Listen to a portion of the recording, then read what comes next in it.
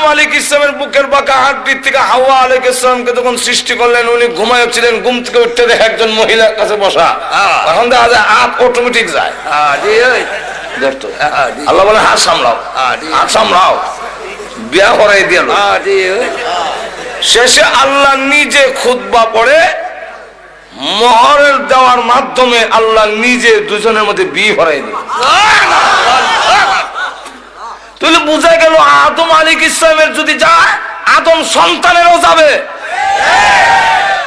কি বলেন ঠিক না?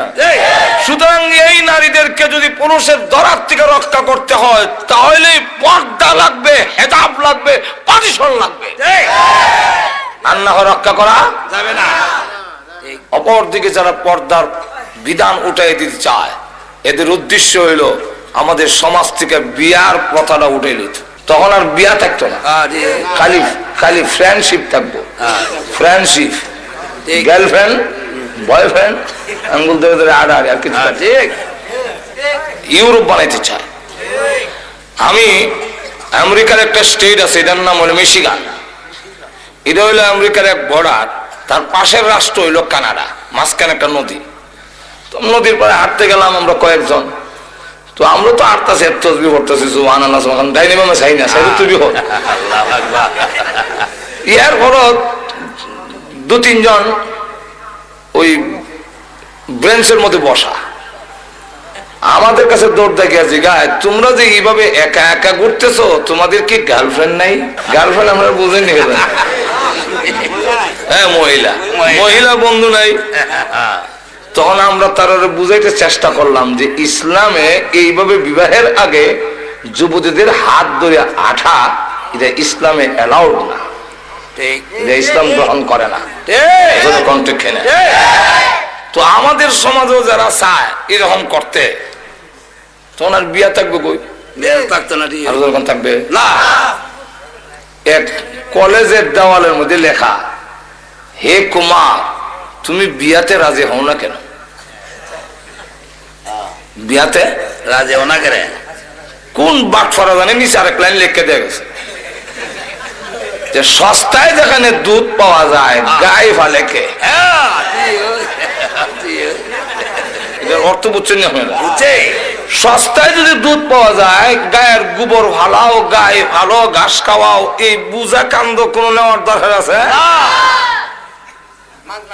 তো যেখানে নারী পুরুষ অবাধে চলাফেরা থাকবে, যথায় তথায় পাওয়া যায়, পর্দা নাই, আঙ্গুল ধরে হাঁটতে পারে, গিয়ে ঘুরতে পারে, বাগানে ঘুরে, শ্বাসটলে ঘুরে, অফিসে ঘুরে, সেখানে এই সব কাম তো এর যতই শেষ। তাহলে হ্যাঁ, আর বিয়া করে এই মহিলার দায় দায়িত্ব নিতে চাবে না। আছে কোন থাকবে না, বিয়ার প্রয়োজন নাই। লক্ষ্য করে দেখেন আমাদের সমাজ হতে এরকম কিছু হয়েছে, এখন ঠিক না? কলা সুলাইয়া বেচলে কাস্টমার বাড়বো। একবারে সোলপুর বাজারে কলা সুলাইয়া এলে কাস্টমার বাড়বে। এখন সুলাইয়া যখন বসে আর কিছুক্ষণ পরে দেখে যে যখন রস পড়তেছে, এই রসের গন্ধ হয়ে এখন মাছে জমছে, তাও ভালো মাছি না, পেশাবখানা যে বয় কালা কালা মাছি বান করতেছে, কথা বুঝছেন? এখন কাস্টমার যারা আগে কলা নিত সবই দেখে হয় মাছ চাই 1000 বার কলা লাগতো। সন্ধ্যা পর্যন্ত বেটা বসে রইলো, কেউ কলা নেয় না। এখন কি করবে? যেখানে ভালাইতে যায় সকলে ফসা কলা কেন হয় না, এখন কি করবে? শেষে মাথাত কলা লইয়া গান গায়। কইতাম কি গায়? ও ভাই কে আছো কলার খরিদ্দার, কলার পিছনে আছে 1 টাকা কইরা পুরস্কার।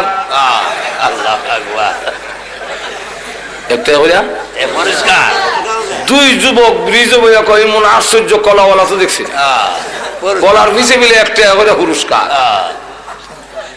চল আমরা দুইজনে 2 আলি কলা লইলাই, তাহলে 60 টাকা তুই, আমি 60 টাকা, 8 টাকা কলা, এটা তো হলাই মনে কথা। এখন এর আগে 2 হালি কলা লইছে, এটা কি কলার আকর্ষণে না টাকার লোভে? কলার দাম আছে না, কলা তুই তো হলাই দিব। ঠিক তেমনি হবে আমরাও মাথাত কুবুত দিয়েছে, মনে করলাম সুলাইয়া বেপর্দা দিলে মনে হয় কাস্টমার বাড়বো। এখন অবস্থা এরকম হয়েছে, মেয়ের বাবা গান গায়, সবাই কে আছো আমার মেয়ের খরিদ্দার, মেয়ের পিছনে আছে হোন্ডা পুরস্কার।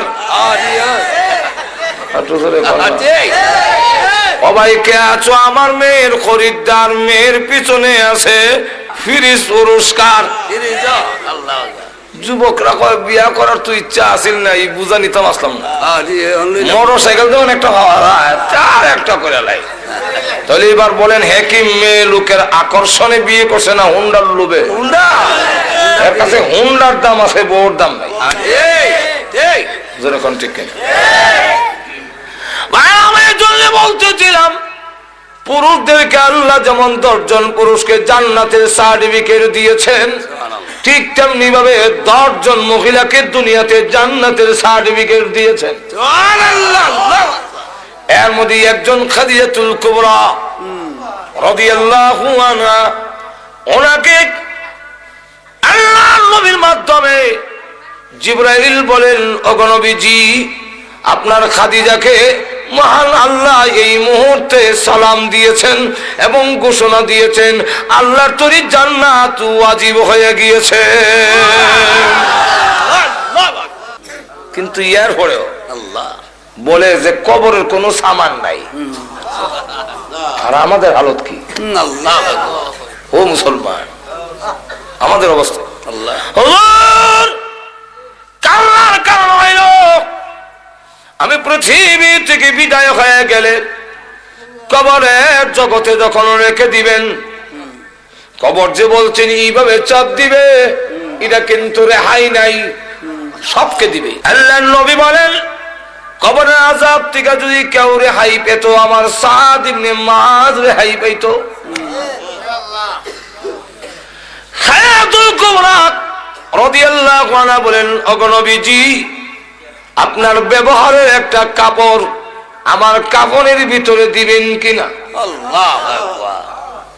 আমার বিশ্বাস আপনার ব্যবহারের একটা কাপড় যদি আমার কাফনের ভিতরে থাকে গো, তাহলে কবর আমাকে এইভাবে চাপ দিতে পারবে না। ওই কবরের আযাব যেদিন দেখবো, ওই দিন আমরা তখন বলবো আল্লাহ এখন চোখে দেখছি, কানে শুনছি, এখন সুহিলপুর পাঠাও। ওই ভাড়ে তো চলবো, সোলপুর যে ভাড়ে চলে কোরআন আসেনি, কোরআনের ডাইরেক্ট আয়াত নাই, কিন্তু অর্থের ভিতরে সুহিলপুর আছে। কোরআন ফারজিনা, যেখান থেকে আসছি সেখানে পাঠাও। বেটা যদি সোলপুর থেকে গিয়া থাকে গাটুরার কথা কইতো না, ফারজিনা পাঠায়া দাও। কি করবি? নামাল সালিহা, নেক আমল করব। এখন করবি কেন, আগে করলে না? আগে মনে করছিলাম সত্য হতে পারে মিথ্যা হতে পারে, মোল্লারা এরম বলবে, এখন তো দেখে লইছি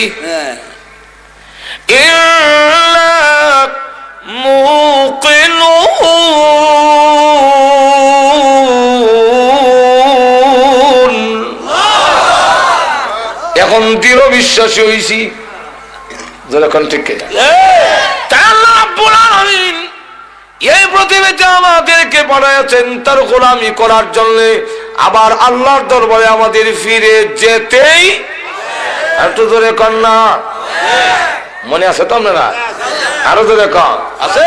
আল্লাহ রাব্বুল আলামিন তাই বলেন, ও মানুষ তোমাদেরকে আল্লাহ আমি আল্লাহ বানাইলাম ইবাদতের জন্য, আর তামাম পৃথিবী যা আছে সবগুলো তোমাদের জন্য আমি আল্লাহ বানাইছি। আমাদেরকে আল্লাহ রাব্বুল আলামিন সৃষ্টি করেছেন তার ইবাদতের জন্য, আর আল্লাহ রাব্বুল আলামিন বলেন যে তোমাদেরকে ইবাদতের জন্য সৃষ্টি করেছি, তাই সবচেয়ে বেশি ইজ্জত আর সম্মান এবং সুন্দর বানাইয়া তোমাদের সৃষ্টি করলাম। লক্ষ্য করে দেখেন আল্লাহ বলেন এমন সুন্দর অন্ধকারের ভিতরে, তোমার মার পেটের ভিতরে 3টা অন্ধকার, এখানে আমি আল্লাহ তোমারে বানাইছি। তোমরা যদি অন্ধকারের মধ্যে কোন জিনিস বানাও সুন্দর হবে না। চোখ যে হানো লাগাইবার কথা অন্ধকারের মধ্যে আতাইয়া, পরে দেখা যায় ফিসেদা লাগাই দিলে। আল্লাহ রাব্বুল আলামিন বলেন কোরআনে, يخلقكم في بطون أمهاتكم خلقا من بعد خلق في ظلمات ثلاث আল্লাহ বলেন তোমার মার পেটের ভিতরে পর্যায়ক্রমে তিনটা অন্ধকারের ভিতরে তোমার সৃষ্টি করছে। মানুষ সবকিছু তোমাদের জন্য, আমি আল্লাহ সব তোমাদের জন্য আয়োজন করেছি। এই জমিন বানাইছি তোমাদের বিছনার জন্য, আমি আল্লাহ বিছনা বানাইয়া দিয়েছি। আরো জোরে কোন কে বানাইছেন? আল্লাহ। আরো জোরে কোন আল্লাহ।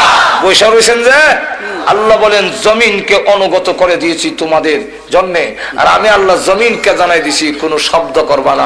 আমার বান্দা জিনা করবে, মদ খাবে, গাঞ্জা খাইবো, তোমার উপরে বইয়া আড্ডা মারবে, তাস খেলাবে, নাচবে, তুমি কিন্তু কিচ্ছু করো না, তারে সহ্য করে কান্দ লই রেখো, কারণ তারে বানাইছি আমার ইবাদতের জন্য। একটু জোরে কর না, তোর জবান বন্ধ, তুই চিল্লাই কইস না এই জিনা করে রে, তাহলে কিন্তু আমার বন্ধু আটকে যাবে। আবার যখন তওবা করবে আমি আল্লাহ মাফ করে দেব। আল্লাহ কোরআনে বলছে ওয়াল্লাযী জাআলা লাকুমুল আরদা যালুলা ফামশু ফি মানাকিবিহা। আল্লাহ রাব্বুল আলামিন বলেন এই জমিনকে আমি আল্লাহ তোমাদের অনুগত বানাইয়া দিয়েছি, তার কাদের উপর দিয়ে তুমি চলাফেরা করো, কোনো কথা বলে না। তুমি যতই অন্যায় করো কোনো কায়না কুদাল দিয়ে কুইয়া, লাঙ্গল দিয়ে উল্লায়া হাল্লায়া কোনো কথা বলে না। দুনিয়ার মানুষ তোমার যখন মিয়াদ চলে যাবে, ইবাদত করলে না, আমি আল্লাহর গোলামি করলে না, ওই দিন আমি আল্লাহ জবান খুলে দিব জমিনের, তোমার জীবনের সব গুনাহগুলো জমিন তখন হেডলাইনে বলতে থাকবে। কোরআন শরীফ আছে, বলবো ইযা যুলজিলাতিল আরদু জিলজালাহা وأخرجت الأرض أثقالها وقال الإنسان ما لها يومئذ تحدث أخبارها بأن ربك أوحى لها। জমিন হয়ে গেছে, মুহাদ্দিস বর্ণনা দেয় কি এর বর্ণনা? আখবারাহা, আখবার খবরের বহুবচন, খবর রে বাংলা হয় সংবাদ, ইংরেজিতে হয় নিউজ, আর আরবিতে হয় খবর। কি হয়? খবর। তখন হেডলাইনে কয় আল্লাহ সুদ খাইছে, ঘুষ খাইছে, মদ খাইছে, জিনা করছে আমার উপরে। আল্লাহ জমি তুমি যদি বলো তো আমি বাঁচবো কেমন? আল্লাহ وقال الإنسان ما لها। জমিন তোর কি হইল, এমনি এই কথা কেন কস? আল্লাহ ডাক দেবেন নবী গো বিআন্না রাব্বাকা আওহা লাহা। জমিন কেন কথা বলবে জানেননি? আপনার রব হুকুম দিয়েছেন, আপনার রব হুকুম দিয়েছে, এই জন্য মানুষ যত গুনাহ করেছে জমিন সব এক একটা করে বর্ণনা দিবে। আর এখন জমিন নড়ে না। আল্লাহ বলে এত উপরে আকাশ কোন ফিলার দিলাম না, এই আকাশ কে স্থাপন করছে? আল্লাহ। আরো জোরে কোন আল্লাহ। কার জন্য? আমরা। কোনদিন ভাঙ্গে পড়ে না, টুকরা না, সলডা না। আল্লাহ কোরআনে বলছে কেন হবে না? ওয়াজআলনা আস-সামাআ সাকফাম মাহফুযা। আল্লাহ বলেন আসমানকে আমি আল্লাহ নিরাপদ ছাদ বানাই দিছি, মাহফুজান, নিরাপদ, কোনদিন পড়বে না। আল্লাহ পৃথিবীর মানুষ আমি আল্লাহ তোমাদের জন্য পানি নিয়ন্ত্রণ করে দিয়েছি, পানির সাপ্লাই দিয়েছি। বাংলাদেশ তোমরা তো আসল জিনিস দেখো না। প্রত্যেকটা ডিস্ট্রিক্টের জন্য নদী দিয়েছি। সিলেটের গিয়ে দেখবেন সুরমা, আর একটু আগে দেখবেন কুশিয়ারা, আবার মৌলভীবাজারের জন্য দেয় মনোমুখ, আবার একটু হবিগঞ্জের জন্য এসা খুয়াই, ব্রাহ্মণবাড়ার জন্য তিতাস, কুমিল্লার জন্য গোমতি, ময়মনসিংহের দিকে যান তাহলে ব্রহ্মপুত্র। আল্লাহ রাব্বুল আলামিন বলেন তাম পৃথিবীর 48 মহাসাগরকে আমি আল্লাহ সংযোগ করে দিয়ে তাম পৃথিবীতে তোমরা আমার গোলামি করবে। তাই আমি আল্লাহ তাম পৃথিবীর পানির যাতে অসুবিধা না হয় প্রত্যেকের এলাকায় এলাকায় পানির সাপ্লাই পৌঁছাইয়া দিয়েছি। দুবার থেকে বিমান ওঠে। কোন জায়গায় বিমান আছে? টেলিভিশন একটা আছে, বিমানটা কই আছে কই যায় দেখা যায়, ঠিক কোন জায়গা গেছে দেখায় বিমানে। আটলান্টিক মহাসাগর 14 ঘন্টা বিমান চলে, তথাপি ওই সাগর পাড়ি দিতে পারে না। আটলান্টিক মহাসাগর সবগুলা সাথে যোগাযোগ রেখে পানি পৌঁছাইয়া দিলাম খালে বিলে। তোর ক্ষেত দিবে, তোমার কাজে লাগাবে, ফসল করবে, আমি আল্লাহর গোলামি করবে। বান্দা রে, আমি আল্লাহ পানির সাপ্লাই দিয়েছি।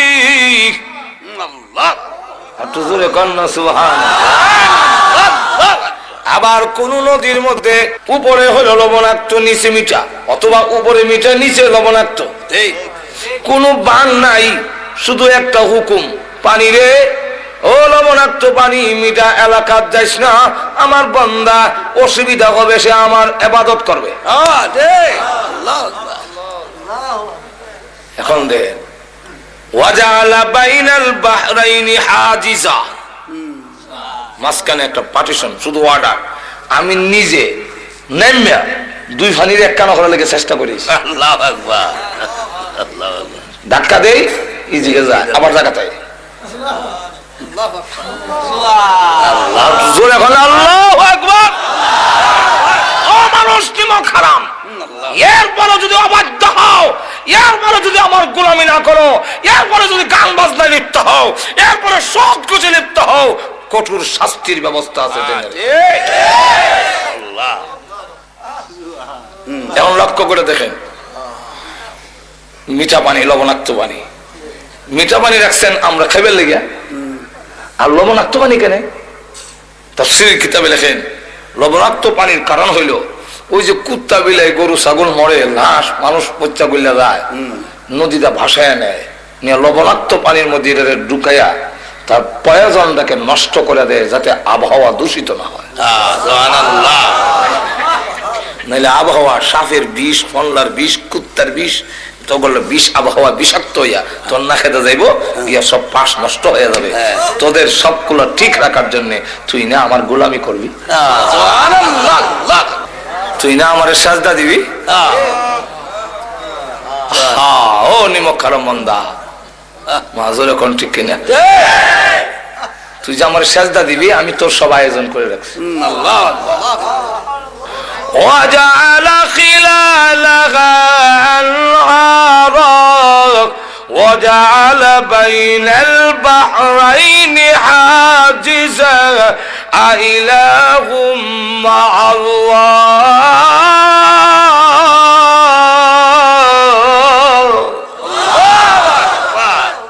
আমি ছাড়া কি আরো মাবুদ আছে? এই কাজে শরীক আছে? তুই কোন যুক্তিতে খরমপুর গিয়া বাবাটা হস, খাজা বাবার দরবারে গেছিল্লা, শরম করে না তোর? আল্লাহ বলেন কে তোরে সরাইলো এই দয়ালু আল্লাহর কাছ থেকে? একটু জোরে কর না। আল্লাহ নিজে বলছে ইয়া আইয়ুহাল ইনসানু মা গাররাকা বিরাব্বিকাল কারীম।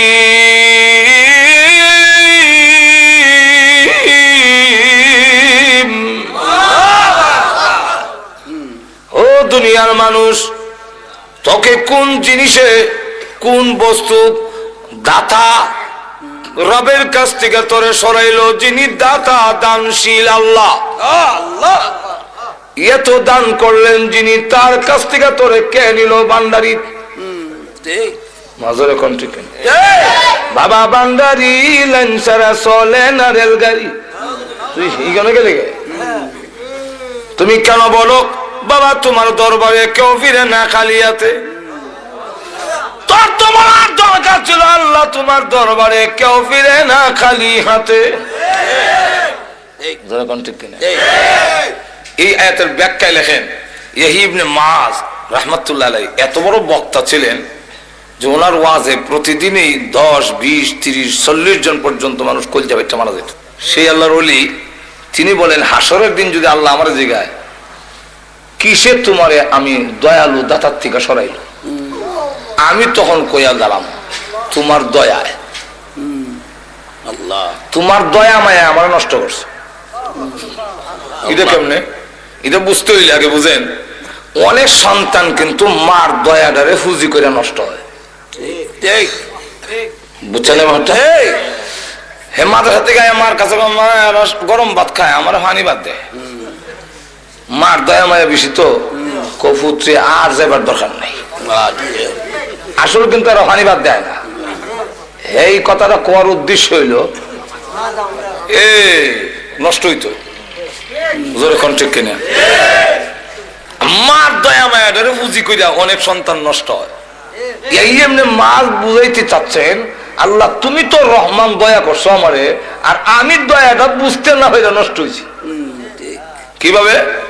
রমজান মাসে দিনের বেলা ডালের বেলা নিয়ে মুখ দেয়, এই সময় যদি ঠাস করে তুললে ফেরেশতা সর মারতো, আর জাগা পেশাব পায়খানা করে জিন্দিগিতে আর কোনদিন ডালের বড়া খাইতো না কেউ।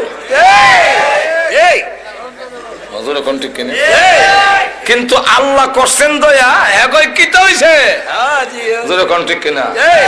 ভালো হইছে না নষ্ট হইছে? ঘুমাইছে। যদি ঘুম থেকে আমরা ফজর নামাজ পড়ে উঠে গিয়ে দেখতাম যে যারা যারা ফজর নামাজ পড়ছে না ফেরেশতারা জোড়া যারা যা আসে সব ছুড়ে লিছে। একটা মানুষও নামাজ না হইয়া ঘুমাইতো। অন্তত 20 বার গিয়া আমার ইমাম সাহেব মুয়াজ্জিনরা কইলো নামাজের টাইম হইছে নি হুজুর? প্রভু তুমি করেছো দয়া, আর আমি হয়ে গেছি নষ্ট।